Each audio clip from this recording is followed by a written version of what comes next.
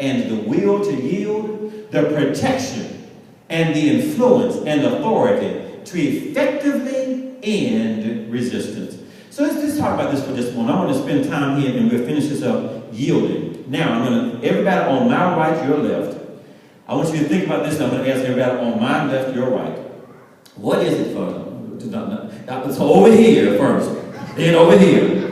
So I'm going to ask you now, if you had a bumper sticker, and the bumper sticker said yield, what? Yield means what? The definition of yield is to what? What did y'all say over here? Give me something. Yield is what? Give me a word for yield. Over here. Today. Hold back. Hold back. Yield over here. What does it mean over here? Yield. Give up. Stop. Give up. Stop. Okay. How many of us would have said or been in agreement that yield, that we would have thought surrender is a good definition for yield? Yeah, I thought that clearly. What am I talking about here about saying yes to God? Look what happens. Saying yes to God, read this with me, please. Yield yourself. Examine yourself. Surrender yourself to God. So if yield and surrender are the same, why is it going and we have it differently here? Just like when I grew up, I thought the soul and the spirit were the same. And so why would they say we were soul, spirit, and body if they're all the same? Soul, my spirit, that's how God connects with me. I identify with him. But my soul now, my my mind, my emotion, my will, because I thought they were the same. So I want to talk about this difference here. And and all month long, we're going to unpack this difference about yielding and surrender. Yielding and surrender. Yield to the kings, Charles Spurgeon said, surrender to your king.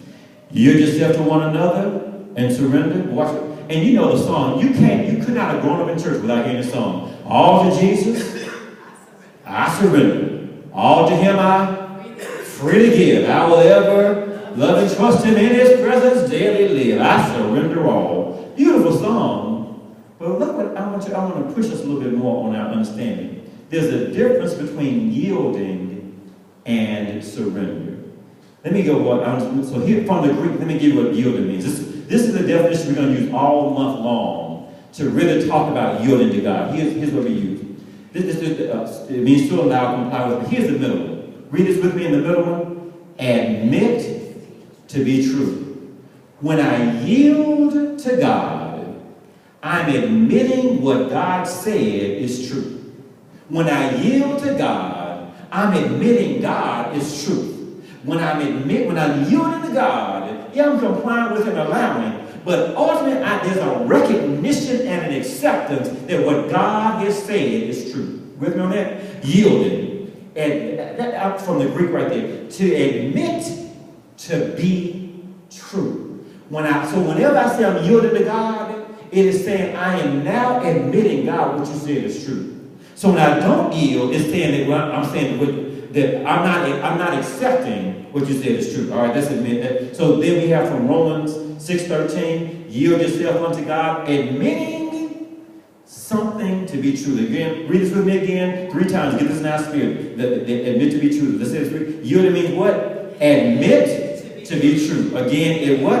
Admit to be true. One more time. Admit to be true. Are you with me? So yielding. What's yielding again?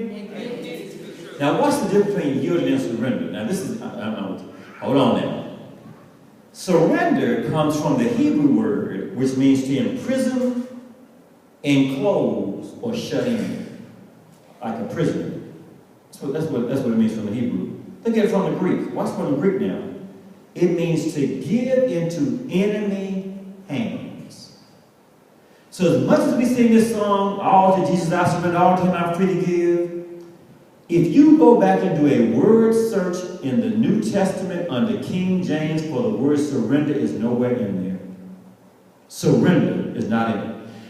It is said that the Revised Standard Version of the Bible is the most accurate one that translates the Aramaic, Greek, and the Hebrew to current. It does the best translation altogether. Nowhere will you find the word surrender in the Revised Standard Version. The American Standard Version, it says that's supposed to be one that has the best, the words that were in the Greek, they now have the best understanding or the best correlation of the words to the English that we have in the Bible.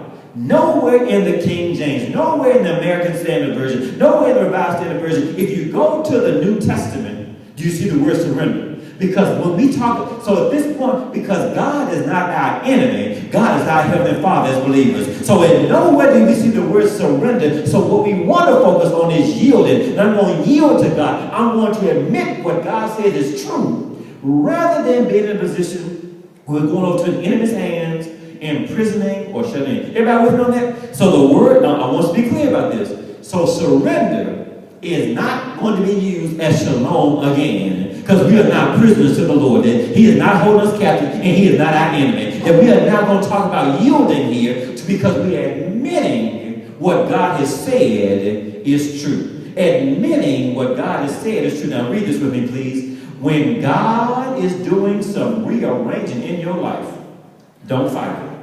Yield, admit what He says is true, to the Lord, and let Him work. The result will be beautiful. Can somebody say amen to that one right there? Amen. That's beautiful right there. He's doing some rearranging. So we yield to the direction of the Holy Spirit. Now this is my favorite here. Please give this. I need us to read this one together. If you're going to send it something, send this one. Read this, please. Yielding your inner life to God will empower you to live the kind of outer life that honors the Lord and blesses others. Come on, somebody. That when I yield my inner life, admit what God has said is true, inside, I'm going to live on the outside a life that's going to honor God, a life that's going to bless some other folks, because I'm now yielding to God. I'm admitting what God said is true. I'm not putting my hands to the hands of an enemy. I'm now admitting what God says. So what happens? When God says I'm righteous, I know I'm righteous. When God says I have authority, I know I have authority. When God says I'm trouble-free, I know I have it. I'm admitting what God said is true. Now here's the point. Whether I admit it or not is still true. I just got to accept it. I just got to accept what God has said about me. All last month we talked about seeing ourselves as God sees us. It's about saying, I'm going now, if God sees me as favored instead of a failure, I'm going to see myself as favored and not a failure. If God sees me as raised and redeemed and righteous, I'm going to see myself as redeemed and raised and righteous. I'm not going to see myself as rejected, because I know I've been accepted by God. So at this point, so when you yield your inner life to God, God's going to give you some power to live the kind of outer life that's going to honor Him and it's going to give blessing other folks. Somebody ought to give God just a hand clap or praise that right now in Jesus' name. So last thing I want to do here is just give you, so if you look on your outline, you should just have, we have a Y. So there are 5 letters in the word yield. I want to quickly give us just 2 Y's today. And every week this month, we're going to go back and go through a different letter. Next week, we're going to take a look at just the words with I, then the E, L, and D. But today, I just want to give us 2 things. And this comes from 1 Corinthians 7, 1 through 4, the Amplified Classic. And you can just read this with me as well. Let's read this. We don't even have to stand in. Let's read this from 1 Corinthians 7, 23. Read this together, please. You are bought with a price.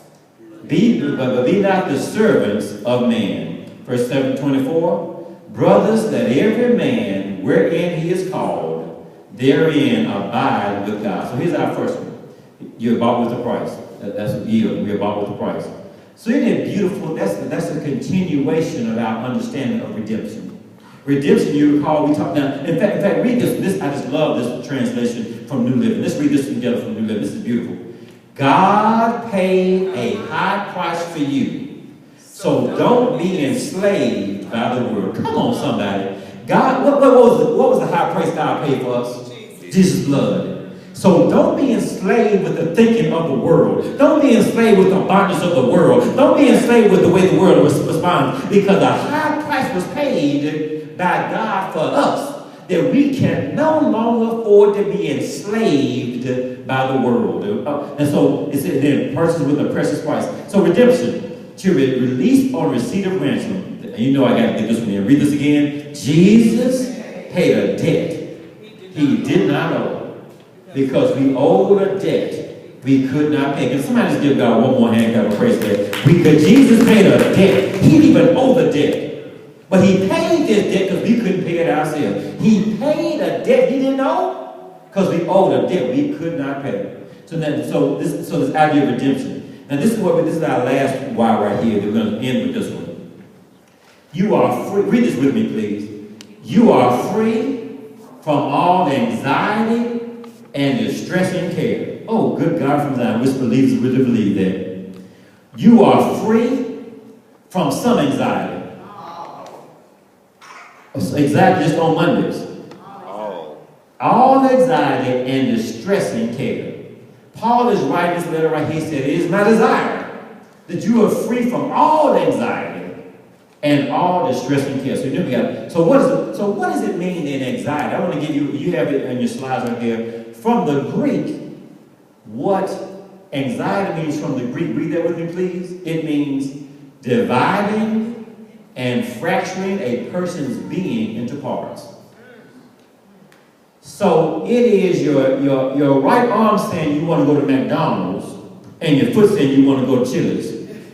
So there's a division that goes on. There's this idea of being divided and fractured into parts.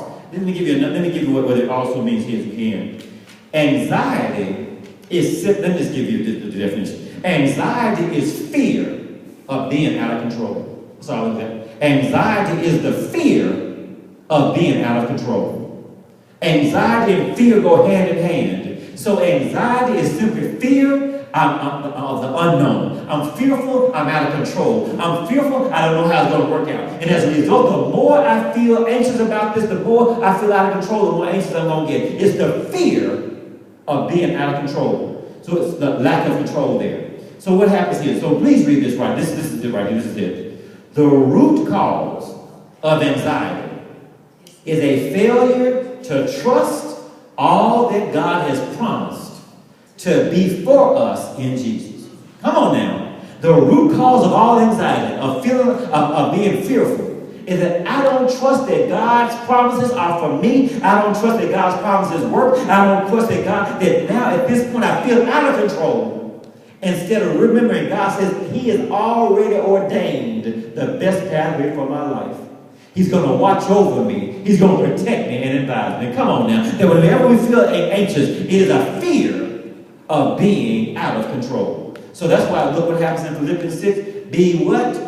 Anxious for nothing. Keep on going. But in everything by prayer and supplication, with thanksgiving, let your requests be made known unto God. Oh, I love this. You got this already. I love this. 1 Corinthians 7:32. Please read this. I want you to be free from anxiety. Free from the fear of being out of control. Free. How many of you in here know God loves you? How many know God has already worked it out? How many know that God is still a wonderful God? How many know God is a good God? So we are now free from being out of control because we know God has ordered our steps in His Word. Free from being. So what happens in Psalm 34:4? I sought the Lord, and He answered me, and delivered me from some of my fears. All my fears. Anxiety, the fear of being out of control, and the fact that God doesn't love me. Now, Proverbs 12:22-25, you read this. Anxiety, fear of being out of control, weighs down the heart, but a kind word cheers it up. Now, what more appropriately, the words from the Lord, it's in one translation, says an apt word, a timely word, an in-time word, a word from God will cheer us right back up. That this fear will weigh us down, but favor picks us up. Glory to God. Now recognize that I don't have to be weighed down. So cast all your anxiety onto God. Why? Because He cares for you. Because He cares for you. Yes, He does. So you are free from all anxiety and distress and care. So anxiety free, unravel fears before they unravel you. Now, let's get this last one here. Interrupt anxiety with what? What does it say? With what? With what? If I can learn to be grateful in the midst of every situation, anxiety has to go. If I can learn to say thank you, God. If I can learn to say I honor you, God. If I can learn to have a grateful heart in the midst of all this going on, anxiety cannot stay where gratitude is. And gratitude has a way of pushing out worry, has a way of pushing out fear, has a way of pushing out anxiety, has a way of pushing out lack of control. That when I start just being grateful, God, I just thank you. Maybe I didn't have the turkey I wanted on Thanksgiving, but I did have some pork and beans. I thank you, oh God. I thank you right now, God. May not have everything I want, but I want to praise you for everything I have. I just want to thank you. If I